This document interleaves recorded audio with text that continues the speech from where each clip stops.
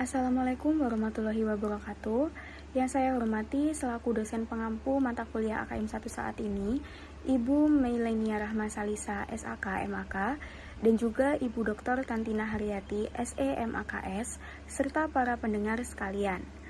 Pada kesempatan kali ini, kami dari kelompok 2 akan mempresentasikan terkait latihan soal minggu ke-9 dari bab 9, yaitu P9.1, P9.2, serta beberapa pertanyaan sekaligus jawaban mengenai materi LCNRV. Sebelum kami membahas lebih lanjut, izinkan kami memperkenalkan diri terlebih dahulu. Perkenalkan, saya Fresa Sabila dengan NPM akhir 012. Perkenalkan, nama saya Nabila Rahmadita Saraswati dengan NPM akhir 016. Perkenalkan, nama saya Frisma Agustina dengan NPM akhir 081. Saya Kesyonova Lydia Mahardika dengan nomor NPM terakhir 105. Perkenalkan, saya Akila Olivia Najia dengan NPM akhir 108.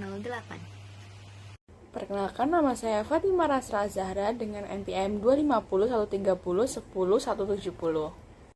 Perkenalkan, nama saya Janita Ramadhani Riswanto dengan NPM akhir 240. Baik, pada kesempatan kali ini saya akan membahas soal P9 LO1 yaitu LCNRV tentang penilaian persediaan. Nah, penilaian persediaan ini menggunakan metode LCNRV yaitu Lower of Cost or Net Realizable Value. Metode ini digunakan untuk menentukan nilai persediaan yang paling realistis di laporan keuangan dengan cara membandingkan antara biaya perolehan dengan nilai realisasi bersihnya. Nah, dalam soal tersebut terdapat 4 jenis meja diketahui, yaitu jenis meja A, B, C, dan D yang dimiliki oleh perusahaan Reimers SE per tanggal 31 Desember 2022. Data yang diberikan meliputi harga jual berdasarkan katalog, biaya perolehan dengan metode FIFO, serta estimasi biaya yang masih diperlukan untuk menyelesaikan dan menjual produk tersebut.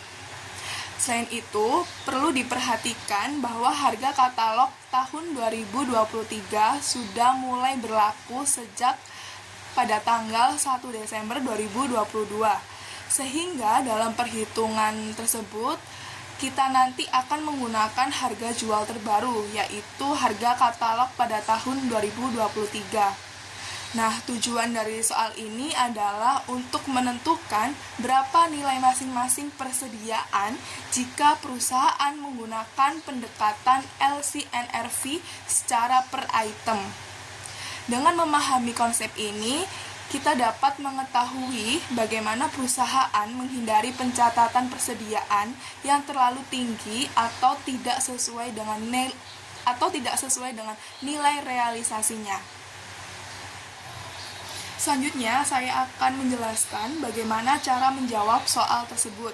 Yang pertama, kita harus menghitung dulu NRV atau Net Realizable Value dengan rumus harga jual dikurangi dengan biaya untuk menyelesaikan dan menjual. Karena pada tanggal per 31 Desember tahun 2022 sudah menggunakan katalog harga pada tahun 2023.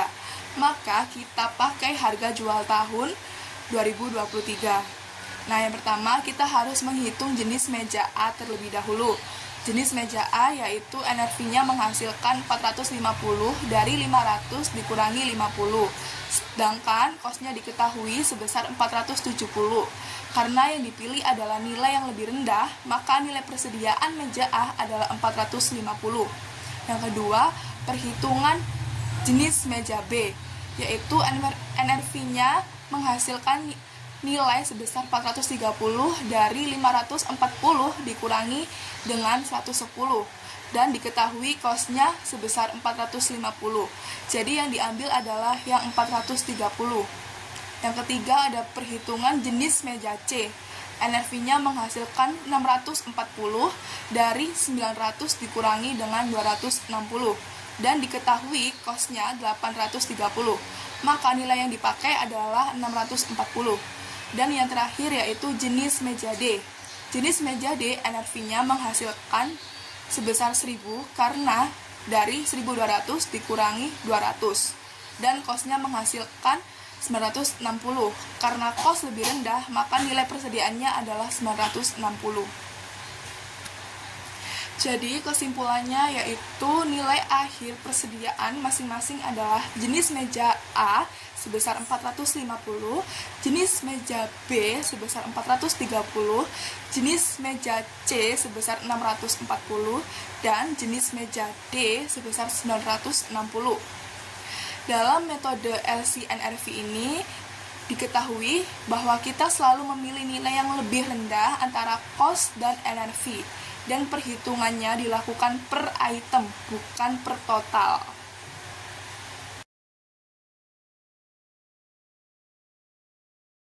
Kita diminta untuk menentukan saldo yang tepat pada allowance to reduce inventory to net realizable value per 31 Mei 2022. Langkah pertamanya, kita bandingkan antara cost dan NRV-nya terlebih dahulu untuk setiap item persediaan.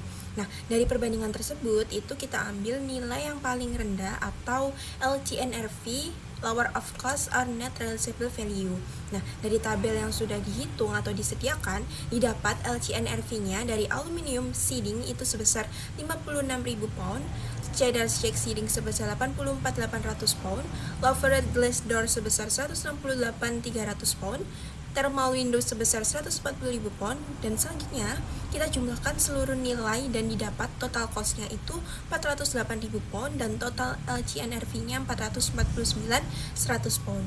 Karena dalam metode ini itu kita menggunakan nilai yang lebih rendah, maka selisih antara cost dan LCNRV itu digunakan untuk menentukan allowance.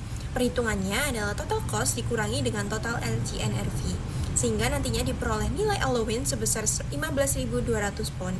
Jadi saldo allowance to reduce inventory to NRV yang harus dicatat adalah sebesar 15.200 pound. Baik, di sini saya akan membahas soal P9.2 bagian A nomor 2. Jadi soal ini meminta kita untuk menentukan jumlah gain atau loss yang harus dicatat akibat perubahan akun allowance to reduce inventory to net realizable value dengan menggunakan loss method. Nah, berdasarkan data yang tersedia, saldo awal allowance sebelum penyesuaian adalah sebesar 27.500 di bagian kredit.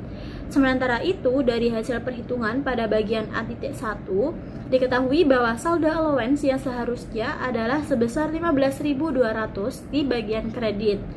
Nah, langkah pertama adalah dengan menghitung perubahan saldo allowance. Perhitungan ini dilakukan dengan mengurangkan saldo awal dengan saldo akhir yang seharusnya, yaitu 27.500 dikurangi 15.200, sehingga diperoleh selisih sebesar 12.300. Hal ini menunjukkan bahwa saldo allowance mengalami penurunan. Nah, dalam loss method terdapat aturan bahwa jika allowance meningkat, maka perusahaan akan mencatat loss karena adanya tambahan write down.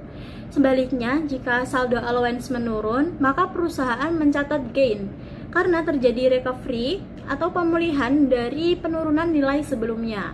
Nah, karena pada kasus ini saldo allowance menurun sebesar 12.300, maka perusahaan harus mengakui gain sebesar 12.300. Selanjutnya, jurnal penyesuaian yang dibuat adalah dengan mendebit akun allowance to reduce inventory to NRV sebesar 12.300 dan mengkredit akun recovery of inventory loss sebesar 12.300. Pencatatan ini bertujuan untuk menyesuaikan saldo allowance serta mengakui gain yang akan menambah laba bersih perusahaan. Nah, sebagai kesimpulan, pada tahun fiskal yang berakhir 31 Mei 2022, perusahaan mencatat gain sebesar 12.300 akibat penurunan saldo allowance to reduce inventory to net realizable value dengan menggunakan loss method. Baik, pada soal 1B ini kita disuruh menjelaskan alasan penggunaan aturan LCNRV pada persediaan. Jadi aturan LCNRV atau Lower of Cost and Net Realizable Value itu digunakan untuk memastikan bahwa persediaan itu dilaporkan sebesar nilai yang tidak melebihi jumlah yang diharapkan sehingga dapat direalisasikan melalui penjualan. Nah, jika nilai realisasi neto suatu persediaan turun di bawah biaya perolehannya, maka persediaan harus diturunkan nilainya. Nah, kemudian penerapan LCNRV ini didasarkan pada prinsip konservatisme dalam akuntansi, yaitu mengakui potensi kerugian sesegera mungkin ketika kerugian tersebut dapat diidentifikasi, tetapi tidak mengakui keuntungan sebelum benar-benar direalisasikan. Nah, dengan demikian laporan keuangan itu menjadi lebih andal dan tidak melebih-lebihkan nilai aset maupun laba perusahaan. Nah, aturan ini juga membantu perusahaan menyajikan persediaan pada nilai yang paling realistis, terutama ketika terjadi penurunan harga pasar, kerusakan, keusangan, atau perubahan permintaan. Nah, hal ini membuat informasi keuangan itu lebih relevan bagi pengguna laporan keuangan dalam pengambilan keputusan. Di sini saya akan memberikan pertanyaan sekaligus jawaban. Nah, untuk pertanyaannya, dalam mencatat penurunan nilai persediaan ke NRV, perusahaan dapat menggunakan loss method atau COGS method. Jelaskan mengapa seorang analisis keuangan atau investor mungkin lebih menyukai perusahaan yang menggunakan loss method dibandingkan COGS method dalam melaporkan kinerja operasionalnya. Analisis dan investor lebih suka loss method karena 3 alasan utama. Yang pertama ada lebih transparan. Nilai kerugian dipisahkan di baris tersendiri. Jadi investor bisa langsung tahu berapa kerugian akibat penurunan harga pasar tanpa harus menebak-nebak. Yang kedua ada menjaga margin laba kotor. Angka gross profit lebih tetap mencerminkan efisiensi produksi yang sebenarnya. Jika pakai COGS method, laba kotor jadi terlihat buruk hanya karena faktor pasar, bukan karena salah kelola produksi. Dan yang ketiga ada deteksi resiko. Memudahkan investor melihat apakah manajemen sering salah beli barang atau menumpuk stok yang cepat usang. Kalau angkanya muncul terus di laporan, itu sinyalnya bahaya atau red flag. Baik, untuk pertanyaan selanjutnya, jadi dalam pertemuan perkuliahan mata kuliah AKM 1 kemarin dengan Bu Mei terkait materi bab 9, yaitu Inventories Additional Values, khususnya dalam topik penilaian persediaan ke NRV atau Lower of Cost or Net Realizable Value. Sempat disinggung yang namanya COGS method dan loss method. Selain itu ada direct write of method dan allowance method. Nah, sebenarnya mereka ini apa sih? Apakah mereka sama-sama jenis metode pencatatan dalam NRV? Apakah mereka disajikan dalam satu laporan yang sama atau mereka saling berbeda? Oke. Jadi seperti yang sudah saya cari tahu, ternyata mereka ini memiliki fokus yang berbeda. Pertama, COGS method dan loss method. Mereka berkaitan dengan bagaimana kerugian akibat penurunan nilai persediaan disajikan dalam laporan laba rugi. Jika menggunakan COGS method, kerugian tersebut tidak ditampilkan secara terpisah, tapi langsung dimasukkan ke dalam akun harga pokok penjualan atau yang kita kenal biasanya dengan COGS, dengan kata lain menjadi penambah saldo COGS. Sehingga dampaknya itu langsung mengurangi laba tapi tidak terlihat sebagai kerugian khusus. Sedangkan pada loss method, kerugian tersebut dicatat secara eksplisit dalam akun loss due to decline of inventory to NRV. Nah, letaknya dalam laporan laba rugi itu ada di dalam komponen other income and expense. Sehingga pengguna laporan keuangan dapat melihat dengan jelas bahwa terjadi penurunan nilai persediaan pada periode tersebut. Jadi, perbedaan antara kedua metode ini terletak pada cara penyajian di laporan laba rugi. Yang kedua yaitu direct write of method dan allowance method. Kalau untuk hal ini itu berkaitan dengan bagaimana penurunan nilai persediaan dicatat dan memengaruhi akun persediaan di neraca. Pada direct write of method, nilai persediaan langsung diturunkan dengan mengkredit akun persediaan, sehingga nilai yang tercatat di neraca itu langsung mencerminkan nilai persediaan setelah penurunan. Sedangkan pada allowance method, perusahaan tidak langsung mengurangi akun persediaan, melainkan menggunakan akun kontra aset seperti allowance to reduce inventory to NRV. Dengan pendekatan ini, nilai persediaan awal atau harga perolehannya itu tetap terlihat, namun secara neto tetap mencerminkan nilai NRV atau nilai bersihnya setelah dikurangi allowance. Pendekatan ini juga lebih transparan karena menunjukkan besarnya penurunan nilai secara terpisah. Jadi lebih jelas tuh antara harga perolehan dengan penurunan nilainya. Kemudian, jika di periode berikutnya terdapat peningkatan nilai persediaan kembali, maka penyesuaian dapat dilakukan dengan lebih mudah melalui akun allowance yang di-recovery tanpa harus mengubah langsung akun persediaan. Jadi, di sini ada dua kelompok utama antara COGS dengan loss dan antara direct write-off dengan allowance method. Nah, hubungan antara kedua kelompok metode tersebut sebenarnya keduanya tidak saling menggantikan, melainkan saling melengkapi karena berada pada dimensi yang berbeda. COGS method dan loss method yang akan menjawab kerugian ini akan ditampilkan di mana dalam laporan laba rugi, sedangkan direct write-off dan allowance method yang akan menjawab bagaimana sih penurunan nilai ini dicatat terhadap akun persediaan di neraca. Lalu, apakah bisa kedua kelompok tersebut digunakan dalam satu kejadian? Tentu bisa. Perusahaan dapat mengombinasikan keduanya. Misalnya, kerugian dapat disajikan sebagai bagian dari COGS atau sebagai loss terpisah di laporan laba rugi, sementara di neraca atau laporan posisi keuangan, penurunan nilai tersebut bisa dicatat dengan langsung mengurangi inventory atau melalui akun allowance. Dengan demikian, meskipun keempat istilah tersebut sama-sama muncul dalam konteks NRV, kita juga penting untuk memahami bahwa mereka memiliki fungsi yang berbeda. Yang satu mengatur penyajian kerugian di laporan laba rugi, dan satunya lagi mengatur teknik pencatatan aset di neraca atau laporan posisi keuangan. Untuk soal yang ketiga, yaitu mengapa pendekatan per item individual dalam LCNRV itu menghasilkan nilai persediaan paling rendah dibandingkan dengan pendekatan kelompok atau total. Nah, untuk jawabannya yaitu karena pendekatan per item atau individual ini itu menghasilkan nilai persediaan paling rendah. Itu karena setiap itemnya itu atau item persediaan itu dinilai secara terpisah antara cost dan NRV. Lalu dipilih nilai yang lebih rendah untuk masing-masing itemnya.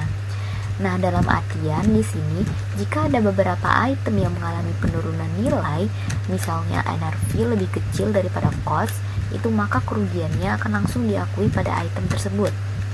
Dan tidak ada kompensasi dari item lain yang mungkin memiliki NRV yang lebih tinggi dari cost. Sebaliknya, pada pendekatan kelompok atau total, kerugian dari item yang nilainya itu turun bisa ditutupi oleh item lain yang nilainya itu masih tinggi. Nah, hal ini tentunya menyebabkan nilai persediaan secara keseluruhan itu menjadi lebih tinggi dibandingkan jika dihitung secara per item atau per individual. Nah, kesimpulannya yaitu pendekatan individual ini itu tentunya lebih konservatif karena dia mengakui kerugian secara spesifik dan lebih cepat serta tidak menggabungkan keuntungan dan kerugian antar item. Baik, sekian presentasi dari kelompok kami. Kami ucapkan terima kasih atas perhatiannya dan kami ucapkan mohon maaf apabila ada kurang dalam penyampaian ataupun salah kata. Wassalamualaikum warahmatullahi wabarakatuh.